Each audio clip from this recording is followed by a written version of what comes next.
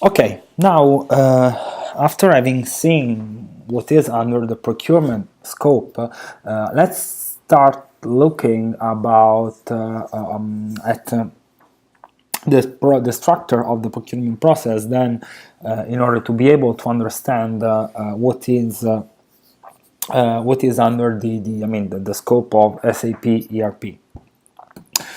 First of all, we need to understand that despite the common sense, the purchasing process, the procurement process, is divided into strategic tasks and operating tasks. A strategic task, we have all that falls within, the name of strategic sourcing. So all these activities that bring companies to define the procurement strategy. Then, as operating task, we first have sourcing activities. The sourcing activities are all the activities that starts with from the needs of a final user for a goods or service to be purchased, and finished when a suitable supplier has been identified by the company, and a contract or order is in place in order to satisfy that needs. And finally, we have the supply, which instead refers to the management of all the order, invoice, payment cycle activities, and the physical management of the delivery of the goods and service. So all the really operational part of procurement. But now let's see more in detail this sub phase of the procurement of the purchasing process. First of all, let's start with strategic sourcing. Strategic sourcing is that process which is directly linked with the business strategy. And first of all, starts with the strategical make or buy decision. Let's say, decision about what the company is making by itself with its production process, and what the company is making is purchasing outside. So here the purchasing scope is defined. And through the involvement of different departments, the company is able to identify how much of its activities need to be purchased from external. Once I know that, the first things I have to do is to configure my network. It means that I have a series of purchasing categories that I need to purchase from external. I need to identify which is the type and the number of suppliers that I want for each category, and then the sourcing strategy, meaning which is the competitive priority for each category. Like if I look at innovation, if I look at best quality, if I look at best price, if I look at sustainability and stuff like this. Then you have the reverse marketing. For each purchasing category, I need to find suitable suppliers that are able to satisfy my need. So I need to scout, to know, to understand which is the supply market for each category. This is named reverse marketing. It means making a competitor analysis. It means understand if there are certification needed, if there are linkage within my internal new product development and stuff like this. Then once I have defined the sourcing strategy and the type and number of suppliers for each purchasing category, once I have understand the characteristic of the supply market, I can, understand how to configure the supply relationship within each category. It means allocate the suitable supplier at my purchasing category, define which type of relationship I want to configure for each category. If it is just competitive, if it is a collaborative relationship, a long-term, a short-term, if I put in place some supplier development program, if I put in place collaboration initiatives such as supplier involvement into new product development and so on. So all it is related to supplier management falls here. And finally, last but not least, of course, I need to configure how to evaluate from a strategic perspective the network of partners that I have chosen in order to manage the different purchasing categories. Then, going on to sourcing, as I told you, sourcing arises when a need for a good or a service arise from a company. It means that the sourcing phase starts when a request for purchase is issued by a final user. Once the research for purchase is issued, first of all, there is the specification definition. It means that we need to translate the internal customer needs into technical or functional specification communicated by a supplier. It means we need to coordinate with other functions in order to understand if the procurement department was good in defining the specification, and then start scouting for the suitable supplier. In doing that, we can, do at this level the reverse marketing activities if it has not been made at the strategic sourcing level for each purchasing category. So as time is constrained and stuff like this, it's not usual that all the companies do these activities at strategic level. So, if it has not been made, in an interactive way when requirements arise, a company must redo these reverse marketing activities in order to come to a final suitable supplier and the contract agreement. Then, of course, once I have the pool of suppliers that are potentially suitable to satisfy my needs, I need to issue a request for quotation, means asking supplier for a quotation, for a proposal to satisfy my request. And finally, when I receive all the quotation, I need to evaluate them, and this can be just a non-paper selection according to document receipt, or further negotiation with each of them, which arise finally at the selection. After a selection, of course, a contract is defined and further order will be issued. In fact, the output of the sourcing process is our closed contract and open contract in case we are talking about a framework agreement, so contract that will be in place for several years. Here you see an example of requisition, so request for purchases by a final user. You see that the requisitor name, in this case, this is Yale University, is John Smith from Peterson for Peterson Lab. You see this is the name of the department. These are some characteristics of where the request come from. Is also suggesting a potential vendor, and in particular, this looks like request for a chemistry laboratory. The user is requiring Falcon tabs and sodium chloride in this amount.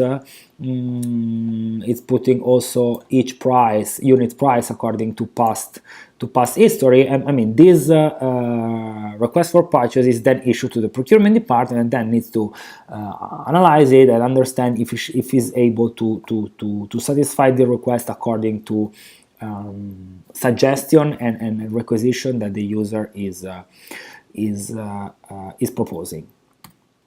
This is instead a request for quotation, meaning a document that the company proposed to suppliers in order to give them the opportunity to make their proposal according to the goods or services which is requested by the company. They must insert their company name, some reference, then they should put the description of the product or the services they want to offer in terms of types of item, quantity, unit, and some characteristics like delivery time, the cost, if there are warranties included, and so on. Then, the proposal put together a subtotal with also tax included, and a reference of the person who has filled this form.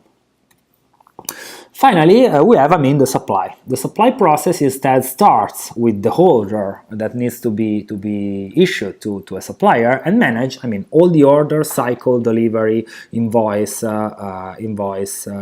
phases, which are very operational and include expediting, like the order is received and the supplier is preparing goods and service and is expediting these purchases. Then inbound logistics, so the customer will receive the goods from the supplier and needs to verify that all is correct according to what was requested in the order. Then there is the payment to the supplier. And finally, of course, we need to make an operational evaluation after the strategic evaluation at the strategic level about how the goods and the service was received, and I mean, which were the performance in terms of cost, in terms of quality received from the supplier, time of delivery, flexibility, innovation, sustainability, and stuff like this. This is an example of a purchase order, I mean, as shown from an information system. You see that this order is issued to Beer Supply, which is the name of the vendor, will be shipped to Days Big Store, which is the point of of delivery, and this is what will be requested to be delivered through the purchase order. So style container, a deck brush, unit cost, total cost, and here are also other information like order date, region, the net amount, and so on, with also the linkage with some stock information about further product requested from the same vendor. Again, of course, all internal customers specify their need to a purchase requisition. Of course, sourcing and supply are strictly connected. Here you see an example of flows of procurement, sourcing, and procurement supply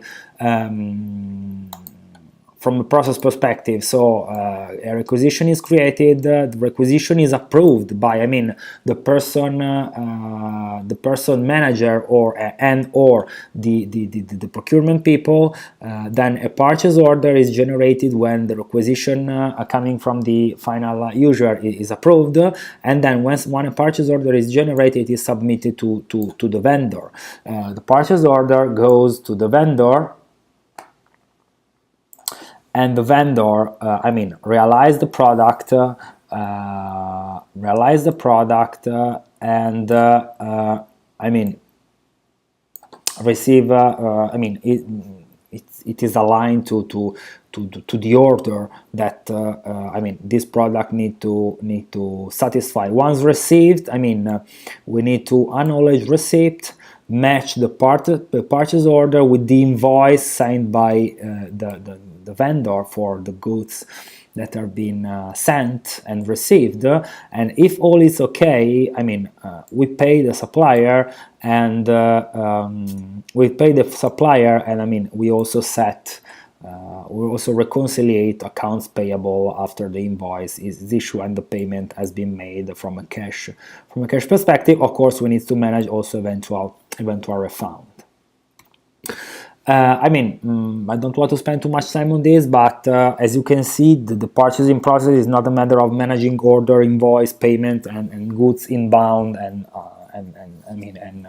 and cash flows, but it also deals with defining a sourcing strategy and, I mean, managing selection of supplier, contract, and supplier relationship management. There are some limitations that make the procurement process not as much efficient and as effective as we want, like when people in the procurement department lack of negotiation skill, when there is too much emphasis on the price, while instead other aspects needs to be looked at.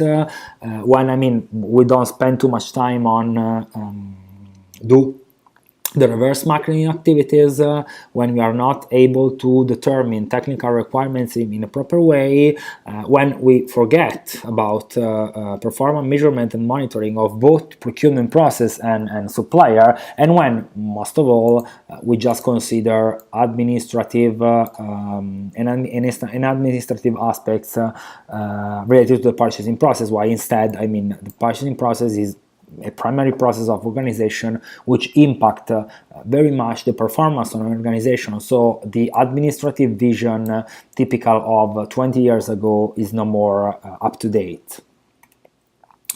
Just a clarification about the fact that when we talk about ERP and procurement support, and in particular when we talk with SAP is primarily intended as supporting the supply activities, and partially the sourcing activities. Sourcing activities which instead for aspects such as contract management, such as request for proposal evaluation and so on, needs analytics or other applications, so there is a mix between SAP and other application, while instead if we want to talk about information system support to strategic sourcing, we just refer to analytics and other applications, so SAP and ERP system have nothing to deal with this kind of activities. In our case, what we will see in the next classes will be the support given by the procurement, the SAP ERP to the procurement process part named supply. So creation of a purchasing requisition, send a purchase order, receive material, receive invoice, and send payment are all the activities that we will be related to our deep dive on SAP ERP and purchasing process. My concern is that please don't forget that the purchasing process is made by also other two important subphases, and most of all that other type of information system exist which are able to support with efficient and with effectiveness mainly the other part of the procurement process, in particular the definition of the strategy and the supplier relationship management.